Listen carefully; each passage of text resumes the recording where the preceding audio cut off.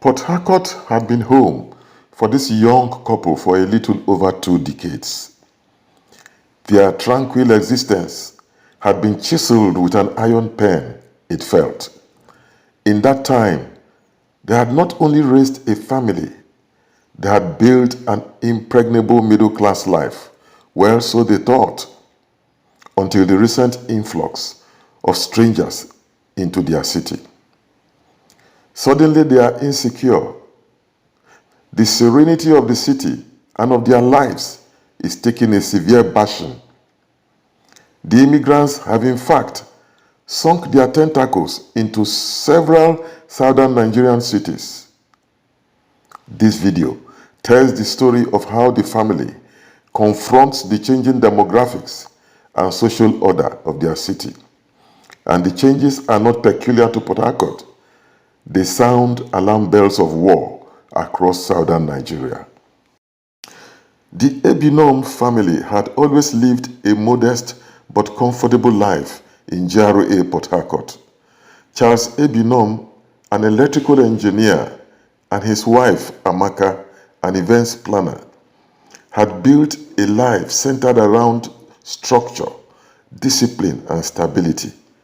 Their 4 children, Ebuka, Chioma, Ife, and little Kamsi, grew up in a quiet and serene environment that valued education, church on Sundays, and quiet evenings filled with laughter, mirth, and homework. But lately, the winds had shifted. It started subtly. Amaka noticed new faces at the market she patronized. They were boys and young men who didn't speak much English, who looked hungry and restless.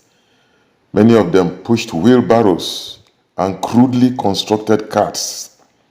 The luckier ones rode commercial motorcycles and tricycles called kekes. They were all over the place.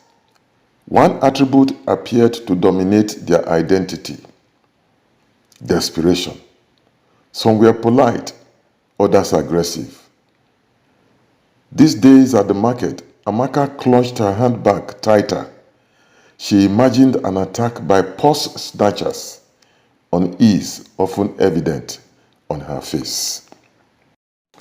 The motor parks and street corners had become more chaotic, with the boys and girls who hawked vegetables, fruits, sachet water, and cheap wares. Others plied their trade of collecting and selling scrap household items on neighborhood streets.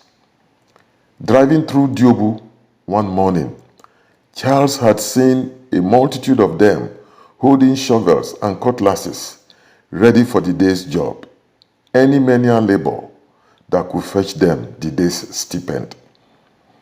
The sheer amount of humanity wielding cutlasses gave the impression of an imminent attack. They appeared to have multiplied overnight. They are from the north, Amaka's customer Ebire whispered one day, leaning over a basket of tomatoes. Every day they come, more and more, no jobs, nothing to do, but they pray loudly all the time. One of them rents my wheelbarrow for his daily hustle. He says there are too many up there in their land, and criminals don't let them breathe. Wow, Amaka exclaimed. So what will happen when our own land can no longer support them? When they become too many? Ebire spread her hands in exasperation. God will help us, she said. Amaka hissed and asked, so God will solve all our problems? Look, these people scare me. Charles dismissed her fears at first. They are just people looking for a better life, he said over dinner one evening, spooning rice with calm authority into his mouth. We were once like that too, seeking opportunity. But soon the fear seeped into their home. About 2 months ago, the school Chioma attended was forced to close for 2 days following a clash between two groups of youths outside its gates. The commotion of parents coming to take their children was telling. The altercation was ignited when local community youths engaged the northern youths in an argument. The subject of the argument was unclear. Daggers were drawn and a boy stabbed. The local news reported it as a minor altercation, but the whispers around town became louder and louder. They are not here to live. They are here to take over.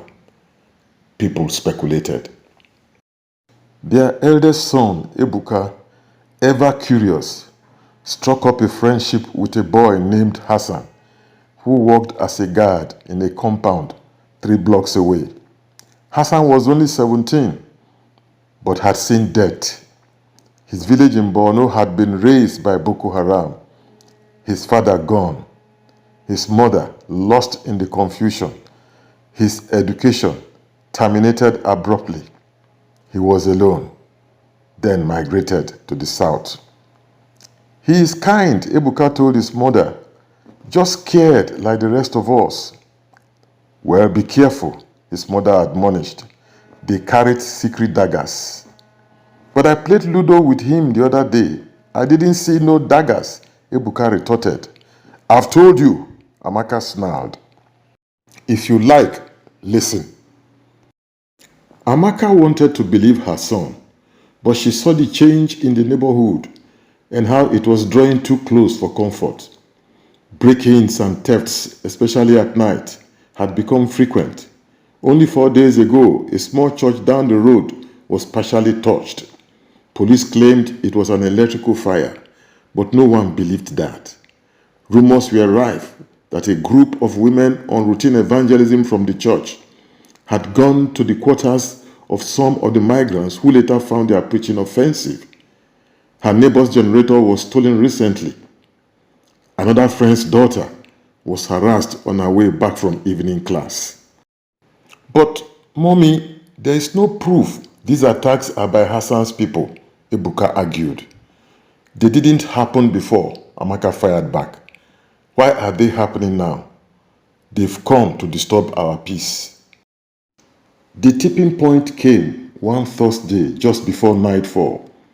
Their compound gate shook unusually, rattled by 2 sun-darkened men who arrived with iron carts loaded with disused TVs. 3 other men with carts stood farther away. Who could the intruders be at such an unholy hour? Nights had always been tranquil in their neighborhood. We be iron damage, a voice replied in a heavy northern accent after Charles backed from upstairs. He was clutching a machete he hadn't used since his NYSC days. Oga, you get him for television damage? At this hour of the day? Charles screamed. Get out and don't come back here. The men left eventually, shouting curses. The silence afterward was worse than the noise. That weekend, Charles reinforced their gate. He pushed for an emergency meeting of the Neighborhood Residents Association on Sunday to discuss the threat and the setting up of a vigilante group. Why our traditional and political leaders are blind to this dangerous influx of uneducated and untrained strangers beats me hollow, he complained at the meeting. Must the governor wait till water passes Gary before taking action on this threat? He asked rhetorically. Charles, I share your fears, a resident concurred. The uncontrolled influx can start a war here in the south. This is how Boko Haram started in the north. Amaka stopped going to the market alone. They began discussing a plan B, relocating to Enugu or perhaps even Ghana if push came to shove. Chioma wrote in her diary the night their gate was violently shaken. I don't hate them. I just wish they didn't have to come like this. I wish someone would help them. and help us too. I miss the way Port Harcourt used to feel, very safe. The Abnoms still live in Port Harcourt, but it isn't so homely anymore, not the way it used to be. Commotion has replaced cooperation. Suspicion replaced trust. Barbed wires and fortresses have replaced open fences. And every day, in weariness, they watch the city change, one trailer load of migrants at a time. If you enjoyed this story, give it a thumbs up, please. Don't forget to subscribe because there are more short stories coming your way this season. See you next episode.